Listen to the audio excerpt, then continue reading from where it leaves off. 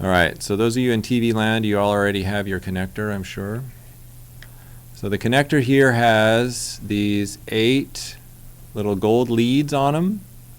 And then you can see in the very background, there's 8 little tracks marked out by plastic lines. All right.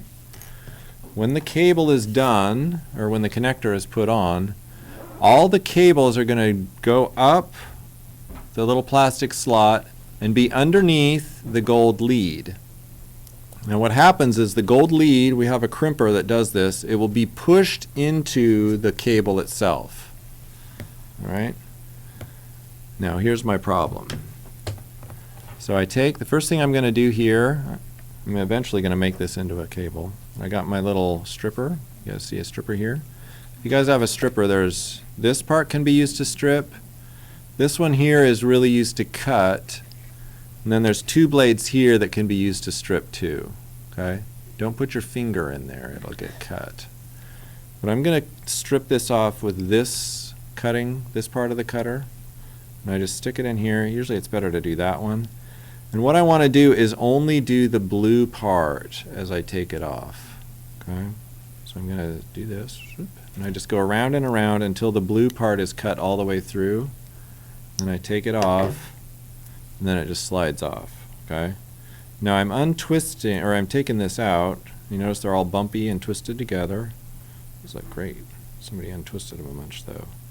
And I've got my 4 pairs. Somebody had already started untwisting them, but that's how they look like inside the wires. Now here's my outlet. I'm going to show you the outlet here. On the side of the outlet, if you looked in the book already, those of you that were ahead, you'd see there's an A here and a B here. Okay? So there's 2 methods or ways of wiring cables. There's the A way and the B way. It doesn't matter which one you pick, really, but you need to pick one and use it everywhere, or your wires are going to be screwed up. So the point is here, it doesn't matter which one you pick, but both ends have to be the same. So if I pick B here, I need to always use B.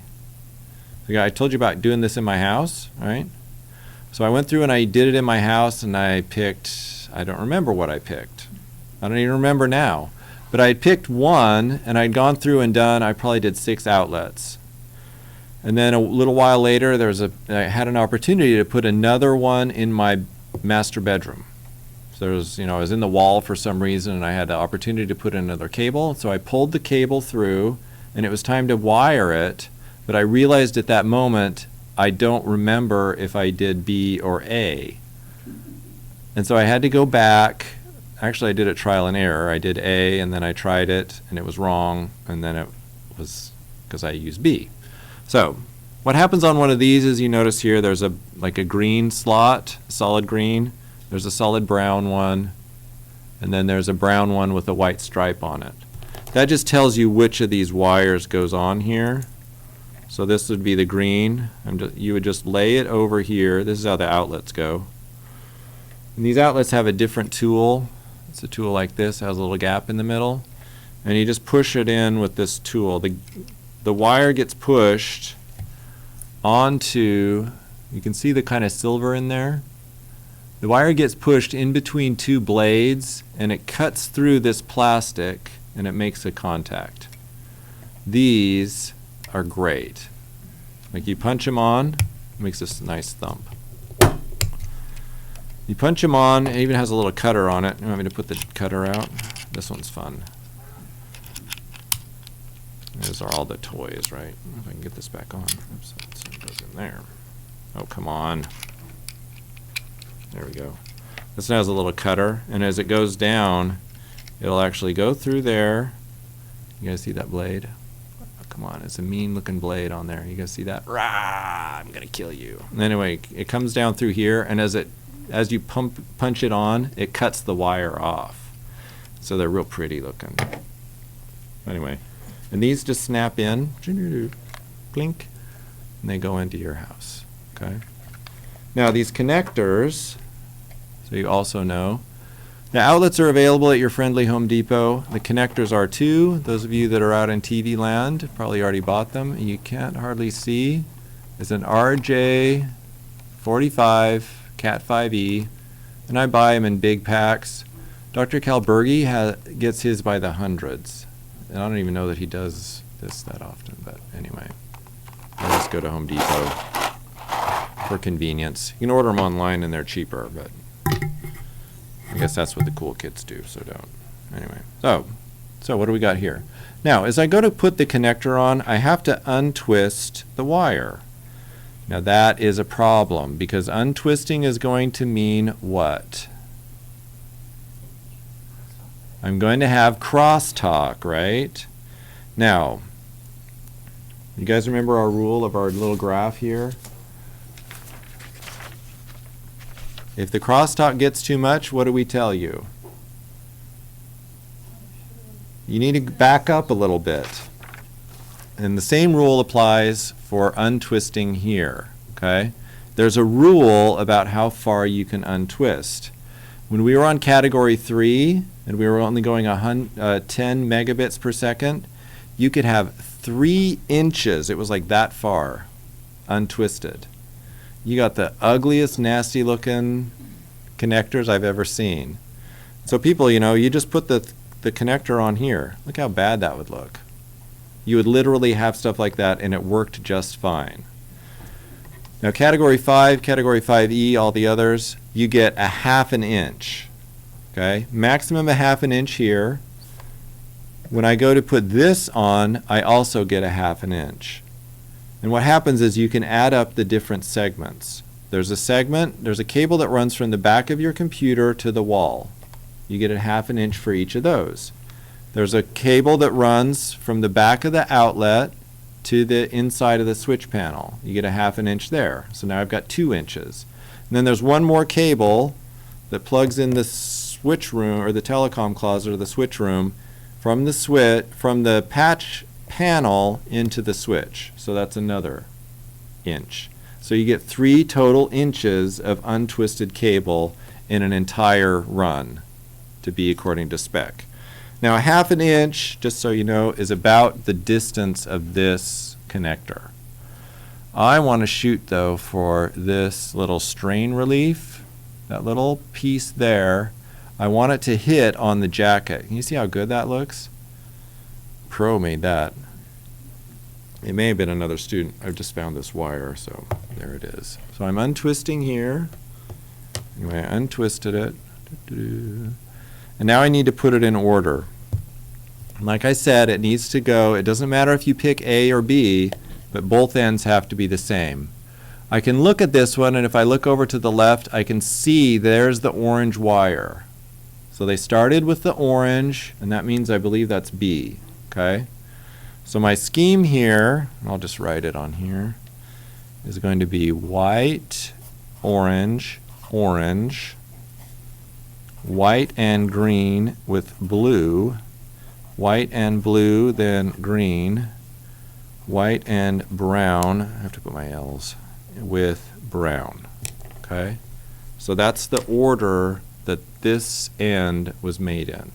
And again, both ends need to be the same. So this is the B, and both ends of this wire need to be in B format.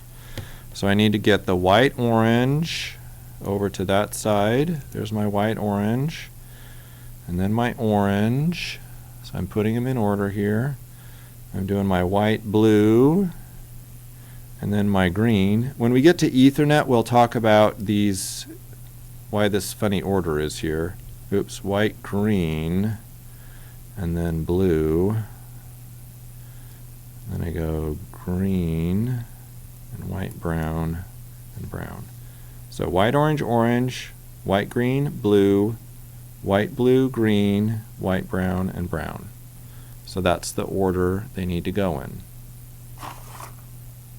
Okay, and again, 1/2 inch.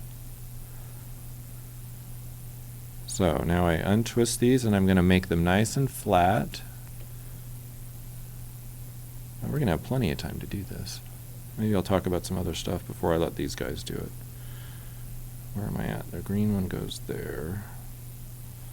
Let me jack that around one more time. Want this nice and pretty. This is for TV after all, right? That's right. I'm going to be a star. If I'm going to be a star, I have to do the things right. Oh, you're on 183. Am I doing it right? So far I know what I'm doing. So I flatten this out. Oh, that's where the color order is. So I flatten this out. I want to get it flat all the way up to the jacket. Okay. Then I hold this up. I want the jacket to hit on the little strain relief. And so I need to measure this part with my fingernail just to make sure I cut it off at the right spot. So I need to cut it off right here. And I take my cutter. That's this back one. Don't put your finger in there. And the thing I hate about these is the wires go flying. So you want to hold your hand over the back of it, crimp it off, and then you get a whole bunch of wires. Now these wires are really bad because they get caught in your carpet. Okay? If you guys ever go on Constant Hall Room 1038, we used to do cables back there, and these are all in the carpet everywhere back there. So be good. Don't do this at your house. Where are we at? Orange. What am I doing here? To make sure they're in the right order. What happened? Where's my white, blue? Come on. I'm also getting too old for this. White, brown, brown. Oh, blue goes there. How did this get so messed up? White, green, blue. White, blue, green. Is that right? Yes. My eyesight goes, and then you can't see this close up anymore. All right, now, so I have them in the right order. I double check again. There's white, orange, orange, white, green, blue, white, blue, green, white, brown, and brown. Now it needs to go inside the connector. When I'm going inside the connector, if I hold this down, the white orange needs to be on the left. Okay? That's the same as this side. Y'all see that? It's going to look great. So I slide these babies in there. Do not want to mess up the order. And they need to go all the way to the end. And this is going to be impossible to see in the camera. But as I look at the end, I should be able to see all the little ends of the wires at the very tip of the connector. Okay. So I stick that in there. Double check again, everything's at the end. Look at it again and make sure I got it in the right order. Because once I crimp, the story is over. Okay, there's no turning back. Now this is a deluxe crimper here. Has a slot there. This front slot is if I want to make telephone wires, so I can make telephone ones. This is the one I'm going to use. It has 8 wires on it. You can kind of see in the back, right here, there, if you can see it. Do you see those teeth coming out at you? Those little teeth are going to hit the gold leads and push them in and have them mash into the wires. Okay? So that's important to getting this to go in. So I slam that in there, and then I crimp it down. The other thing that's cool about this one is it's a ratchet style. I have to get this crimped far enough in that it releases the ratchet. And it will not let go until I've crimped it all the way. The cheap ones you get at Home Depot, it'll be more like a pair of pliers. And you can feel it after a while. You can actually feel that the connectors have sort of pushed through. So as you squeeze it, you can actually kind of feel with your hands. You guys feel like you're a craftsman now or something? You can kind of feel it with your hands that it's crimped through. But a ratchet one like this will only release. This one of these will cost you $60 or $70. This is a really nice one, because that's what I like. By the way, the stripper here is terrible. I don't use it at all. But this is a crimper. This is great. So this is a really good crimper. The other ones look like pliers and they're lame. So this is a cool kid one. Look at that. This is the envy of all my friends, right? take this to high school and you're like, look at my crimper. People are like, whoa, man, you are so cool. Where can I get a crimper like that? My parents don't do me any stuff like that. All right, so I finished. Now both ends are done. Now I want to test it.